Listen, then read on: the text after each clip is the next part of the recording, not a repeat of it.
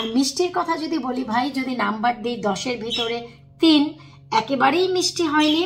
তার মানে এটি হচ্ছে নামেই পিঠা, খাদ্যের কোনো পিঠা নয়। মেয়ের শ্বশুরবাড়ি থেকে শুরু করে কোনো আত্মীয় স্বজন বন্ধু বান্ধব কাউকে এই পিঠা শেয়ার করবেন না।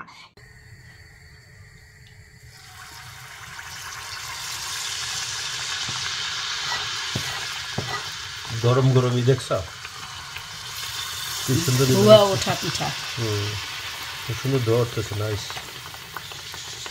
আমাদের যশোরে এরকম বানাই দিয়ে গুড় দিয়ে পাকান পিঠা।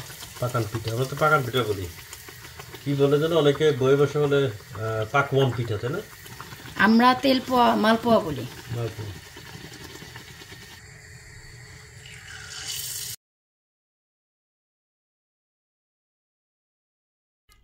আমার জীবনের সবথেকে খারাপ একটি অভিজ্ঞতা আপনাদের সাথে আজ শেয়ার করব। পিঠা হলেও এটি পিঠা না। এটা আবার কেমন কথা? জি হ্যাঁ, ভিডিওটি শুরু থেকে শেষ পর্যন্ত দেখবেন, তাহলেই জানতে পারবেন শীতের এই মৌসুমে নিজেকে আমি কিভাবে ধোঁকা দিচ্ছি।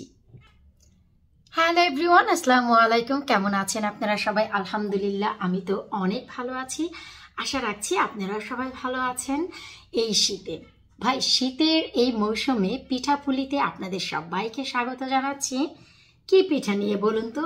তেলের পিঠা নিয়ে। ভাই, পিঠা হয়েও এটি পিঠা না।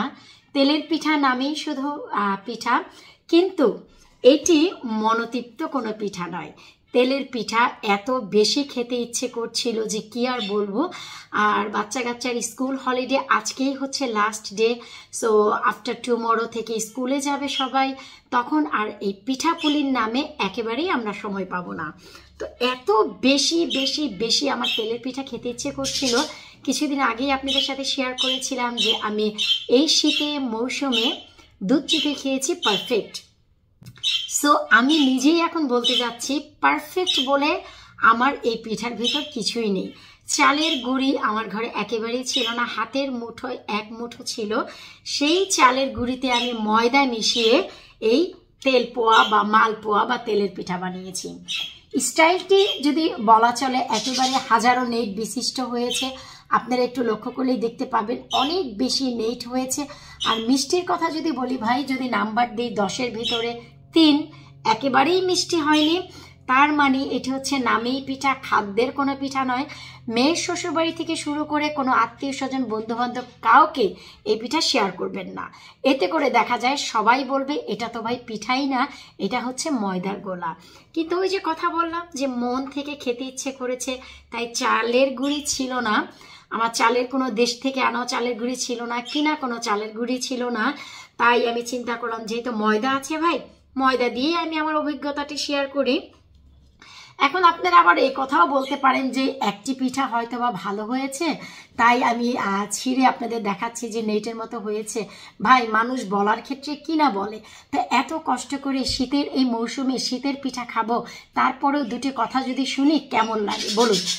সত্যি কথা গড়গড় করে নিজেই তো বলে দিচ্ছি, এটি পিঠার নামে একেবারেই ভাই পিঠা না। মেয়ের শ্বশুরবাড়ি থেকে শুরু করে বন্ধু বান্ধব কারো কাছেই পাঠাবেন না। ময়দা দিয়ে বানানো হয়েছে শুধু এক মুঠো চালের গুঁড়ি, তাই ইচ্ছে থাকা সত্ত্বেও বন্ধু বান্ধবকে আমি দিতে পারছি না এই যে পিঠাটি। এই পিঠাটি আমার সাথে সাথে আমাদের যে ফ্রেন্ড সার্কেল আছে মিম, ওরও ভীষণ পছন্দ, কিন্তু চেষ্টা ছিল মিমকেও দিব।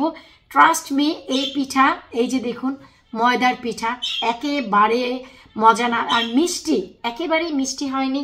চিন্তা করলাম আজাদ যেহেতু একটি দুটি দিব আজাদকে, আজাদও যেহেতু খাবে, আজাদ মিষ্টি একেবারেই খায় না।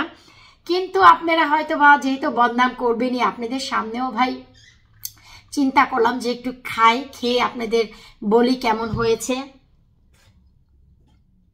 মনে হচ্ছে যে ময়দা দিয়ে পরোটা বানিয়েছি আর কিছুই না, ট্রাস্ট মি। কিন্তু বদনামের ভয়ে ভাই একটু ছিঁড়ে দেখাচ্ছি। স্টাইল একেবারেই পারফেক্ট আছে, পিঠা বানানোর পদ্ধতি একেবারেই পারফেক্ট। এই যে দেখুন প্রতিটি পিঠাই হাজারো নেট বিশিষ্ট হয়েছে, কিন্তু কোনো লাভ নেই। খেতে মনে হচ্ছে যে ময়দার পরোটা খাচ্ছি। আর হচ্ছে কিছুটা মিষ্টি হয়েছে, একেবারেই মিষ্টি না বললেই চলে। তার মানে হচ্ছে একেবারে ডায়াবেটিক্স রোগীদের জন্য ভাই পারফেক্ট। কিন্তু নেটগুলো দেখুন, শুকর আলহামদুলিল্লাহ। আমি একটু দেখাচ্ছি, এই যে দেখুন এখন আপনারাই চিন্তা করুন যদি চালের গুঁড়ো দিয়ে এই পিঠা বানানো হয় কতই না চমৎকার হবে। আমার ঘরে ভাই চালের গুঁড়ি নেই, কবে আবার শপে যাব, কবে আবার কিনে নিয়ে আসবো তাও জানি না, কবে মনের মতন এই তেলের পিঠা খাবো। তবে হ্যাঁ, এইটুকু বলতে পারি, বন্ধু বান্ধব কারো ঘরে যদি চালের গুঁড়ি থাকে আমাকে দিয়ে যাও, তোমাদেরও খাওয়াবো বানিয়ে, আমি নিজেও খাবো। এই পিঠা ভাই কাউকে দিচ্ছি না, বদনাম ছাড়া আর কিছুই না। তারপরেও রে ভাই মিষ্টি পরোটা বলা চলে এটা আমার কাছে। দেখতে তো ভাই ফুলকোই হয়েছে তেলের পিঠা, কিন্তু মিষ্টি পরোটা, একেবারেই মিষ্টি হয়নি, দেখতে চমৎকার হয়েছে।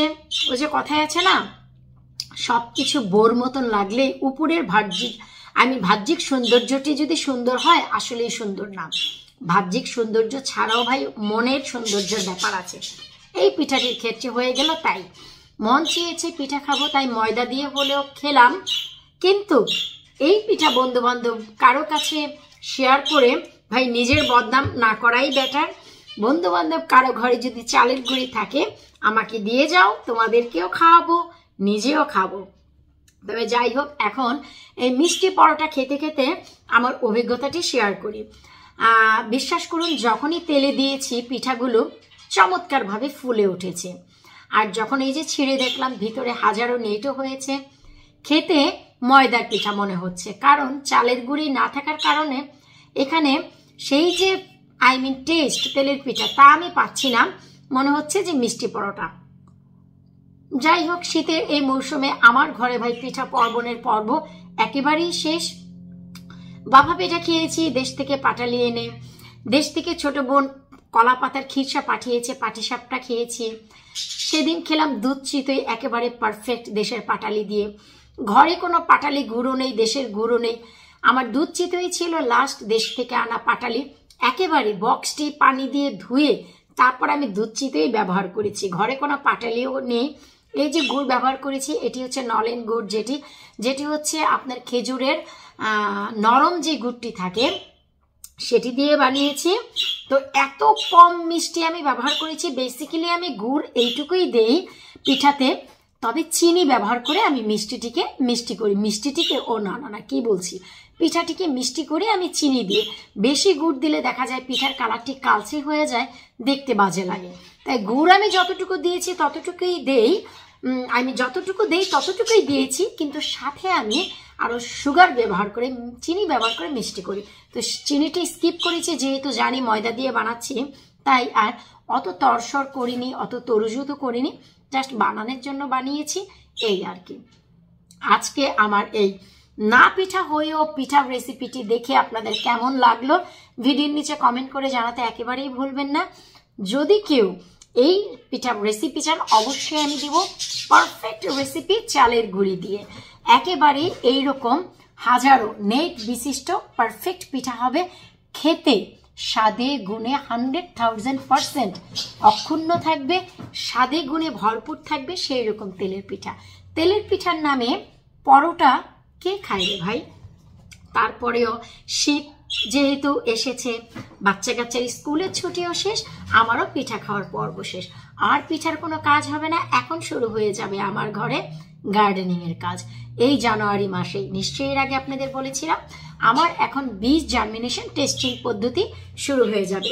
সো আপনারা যারা এই পিঠাটি দেখে রে ভাই খুশি হয়েছেন, আপনাদের সবাইকে বলবো প্লিজ ভিডিওর নিচে কমেন্ট করতে একেবারেই ভুলবেন না। বিদায় নিচ্ছে আজকের মতো, আল্লাহ হাফেজ।